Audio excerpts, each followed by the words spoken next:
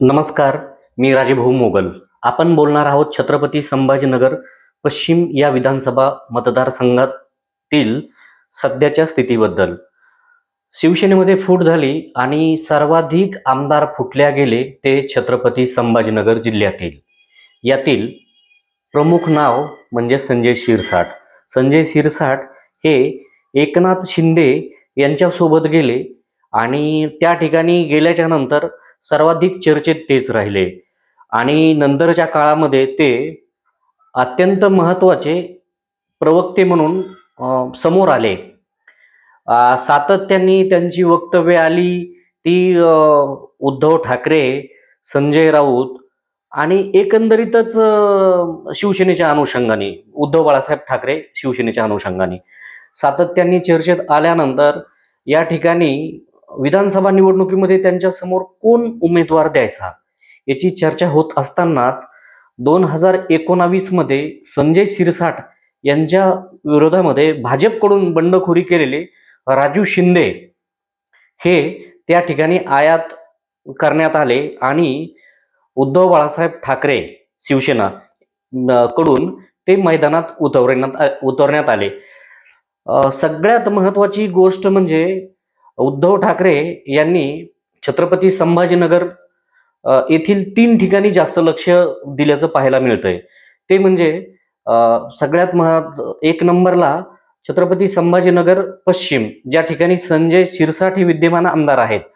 दुसरं म्हणजे पैठण, त्या ठिकाणी संदीपान भुमरे हे आमदार होते, आता त्या ठिकाणी त्यांचे पुत्र उभे आहेत.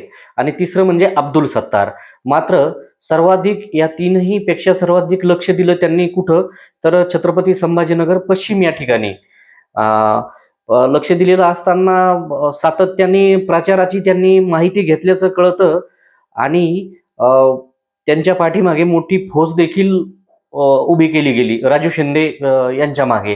प्रचारात रंगत असतानाच जारंगे फॅक्टरची चर्चा झाली आणि जारंगे पाटील उमेदवार उभे करणार नाही उभे करणार अशी सगळी चर्चा होत असतानाच एक छोटासा व्हिडिओ समोर आला की जारंगे पाटील यांचा राजू शिंदे यांना पाठिंबा. मात्र त्या ठिकाणी त्यांनी तसा एक रनिंगमध्ये बाबा बोलून गेलो वगैरे अशा गोष्टी त्या ठिकाणी सांगण्यात आल्या. मात्र त्या व्हिडिओचं संजय शिरसाट यांच्या कार्यकर्त्यांनी फार वेगळ्या पद्धतीने तो व्हिडिओ समोर आणला गेला वगैरे सगळं होत असतानाच राजू शिंदे यांनी प्रचारात आघाडी घेतल्याचं आपल्याला बघायला मिळालं. सातत्याने संजय शिरसाट यांचा मतदारसंघामधील जो परिसर महत्वाचा आहे, ज्या परिसरातून त्यांना लीड मिळते त्याच ठिकाणी राजू शिंदेंनी जास्त लक्ष घातल्याचं आपल्याला या ठिकाणी बघायला मिळालं. मात्र नंतरच्या रंगत आलेली असताना की त्या ठिकाणी मराठा समाजाची मत निर्णायक राहतील असं एक बोलल्या गेलं आणि हे मतदान कुणाच्या बाजूने जातील, तर हे मतदान कुठंतरी राजू शिंदे यांच्या बाबतीत बहुतांश मते त्यांच्या बाजूने जातील अशी एक चर्चा होती. मात्र या मतदारसंघातील एक कलाटणी अशी मिळाली की कालीचरण नावाचे एक महाराज पश्चिम विधानसभा मतदारसंघामध्ये त्यांचं एक सभा झाली आणि त्या सभेमध्ये त्यांनी जरांगे पाटलांच्या बद्दल अत्यंत आक्षेपार्ह वक्तव्य केले. त्यामुळं एक पश्चिम विधानसभा मतदारसंघातच नव्हे तर मराठवाड्यातील अनेक मतदारसंघामध्ये त्याचे परिणाम होतील अशी चर्चा ऐकायला मिळाली. कालीचरण महाराजांच्या वक्तव्यामुळं जे काठावरचं जे मतदान आहे मराठा समाजाचं ते कुठंतरी महायुतीच्या हातातून निसटलं आणि ते महाविकास आघाडीच्या बाजूनं गेल्याचं एक बघायला मिळालेलं आहे. मात्र हे सगळं झाल्यानंतर तातडीनं संजय शिरसाट हे जे डॅमेज कंट्रोल करण्यासाठी ते तातडीने आंतरवाली सराटी या ठिकाणी गेले. मनोज जरांगे पाटील यांची भेट घेतली. त्या ठिकाणी माध्यमांसोबत बोलताना त्यांनी सांगितलं की मनोज जरांगे पाटील हे माझे मित्र आहेत आणि मी त्यांना भेटण्यासाठी आलेलो आहे. हे सगळं ते बोलत असले तरी कुठंतरी डॅमेज कंट्रोल करण्यासाठी संजय शिरसाट यांनी प्रयत्न केले.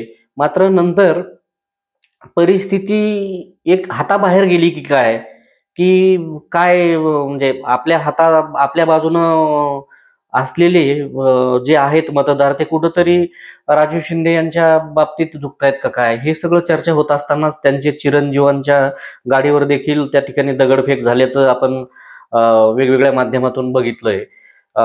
हे होत असतानाच कालीचरण महाराजांना आपण बोलवलं नाही, असंही संजय शिरसाट यांचं वक्तव्य आलं.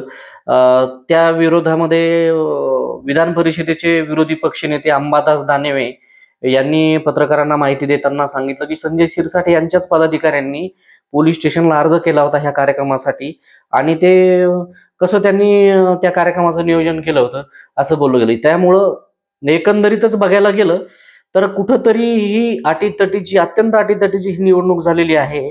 आणि 3 वेळा संजय शिरसाट यांनी ही निवडणूक जिंकलेली आहे. त्यांच्या विरोधामध्ये 2019 मध्ये जे पराभूत झाले भाजपकडून बंडखोर असलेले राजू शिंदे, हे कुठंतरी चांगली तयारी करून मैदानात उतरले आणि प्रचारामध्ये देखील त्यांनी आघाडी घेतली आणि कुठंतरी मतदारांचा कौल त्यांच्या बाजूनं गेला, अशी ही मतदारसंघामध्ये चर्चा ऐकायला मिळत आहे. मात्र आता या मतदारसंघातून विजयी होणार कोण, हे चित्र आपल्याला उद्या बघायला मिळेल आणि त्या ठिकाणी मतदारांनी कुणाच्या बाजूनं कौल दिला हे आपल्याला बघायला मिळेल. धन्यवाद.